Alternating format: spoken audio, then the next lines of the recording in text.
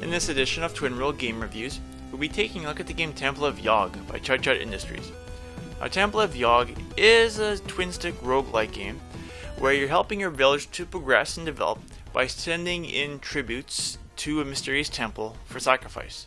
And when the tributes become sacrificed, they get turned into boon, which allows you to then use the boon to upgrade the stats and improve your village.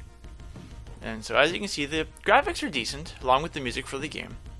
You do have 4 classes to pick from that you get to send through the temple. You got your priests, which have the ability to heal themselves. You've got your magic users, which have an ability to use a magic shell, basically deflecting and blocking any damage being done to them. You got your barbarians, who have a berserker ability, and you got your rogues, who have the ability to run really fast. And so, as you go and collect your boon, you then can upgrade their stats.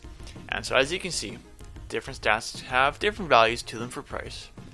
When you pay for one stat, it brings up your level, max of 20 levels in the game.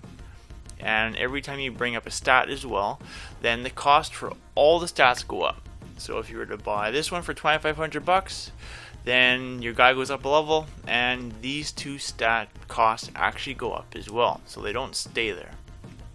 And so then once you've decided on which class you want to play, and you have, paid any money you may have put into it, then you select your class, and away you go to the temple.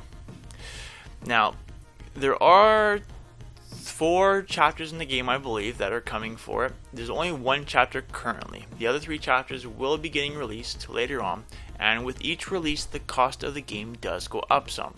And so you want to look at buying the game early while you can get it for the most bang for your buck. And as you can see, there are a few different items to pick from. You don't get them right away. You have to find them in the temple yourself. Now, out of all the items, I find that the best 2 are actually the top 2. One that increases your defense ability, and one that increases your attack ability.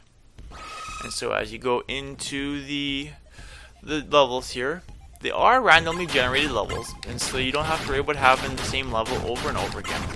And the use of the game on the gamepad is actually pretty cool, because you can see the dark side of the world on the gamepad while you're playing through the light side on the actual screen. And depending on how you got your actual game settings set up, you can either go between dark and light on the TV, and then it shows the opposite on the gamepad, or you can have it where if you were to hit the button, then your guy would jump to the gamepad on the dark screen, and then you would just see that, but in the light on the TV screen. And so since I've got it set so everything's on the TV, I just use my R button so I can see, like, here's the gamepad view at this point in time where my guy's walking on the light screen, which is actually on the gamepad now. If I push the R button again, it flips it back over, whereas the ZR actually goes and moves you over, flipping both screens around. It's a little bit confusing at first, but as you play along, you'll understand it better. And so, as you're going through the levels here and fighting bad guys, you do collect boon, as you can see in the upper right.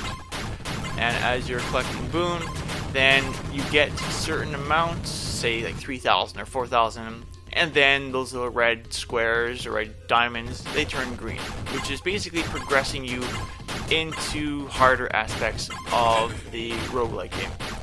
You can go through the levels here as much as you want, and go through the portals, and you get a little bit of boon every time you go in the portal, but until you actually upgrade your little dot there, as you can see one is green now, you'll be playing through the same type of levels over and over again with the same guys. And only once those dots go green do they become harder and you have to progress through. And your point is to try to get right to the end being all green. And so some of the issues in the game is that there's no really any explanation to the game besides this tutorial, which tells you how to shoot, how to warp between the different areas, and some of the similar stuff like that. Now, also in the game, if you're playing on the gamepad because you are doing off TV mode, there is no text in the game for when you're fighting against the mini boss on the actual gamepad. The text will show up on the TV, but the text does not show up on the gamepad, which is a bug. Now also as well, Sometimes the levels will start with monsters on you, as you saw when I warped into one of those levels. I had that spider on me right away.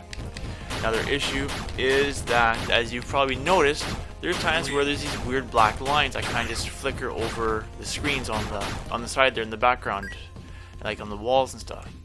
That was probably just artifacting issues. I don't know exactly what the cause of it is, but it's another small bug in the game. Another thing is that when you hold down your C stick, your guy shoots at a certain speed.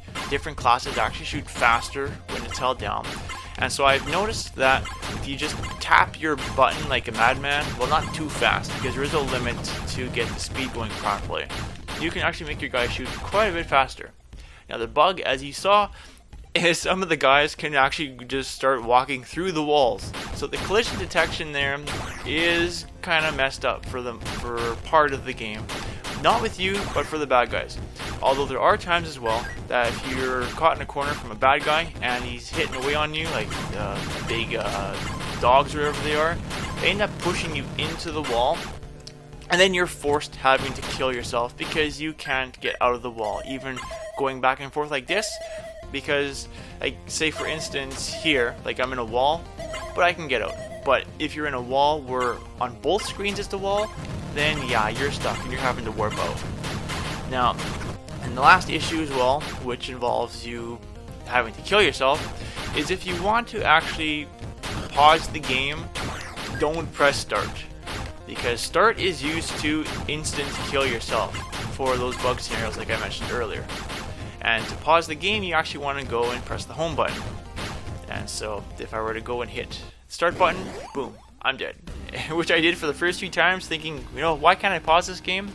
But as you can see, when you die, you sacrifice yourself, or if you get killed, you sacrifice, then your boon points goes towards your total collection, and then you can use it to buy more upgrades.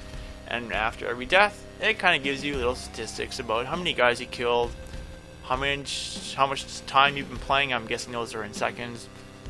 So yeah, it's an interesting game. It keeps a collection of all the guys that you died playing, and on top there are like the mage levels and how many guys there were in the upper rights. So yeah, interesting game. I'm interested to see what comes out in regards to the extra epoches that will be released later on. I would have to give this game at this point in time a 6.5 out of 10. And that's it for this review.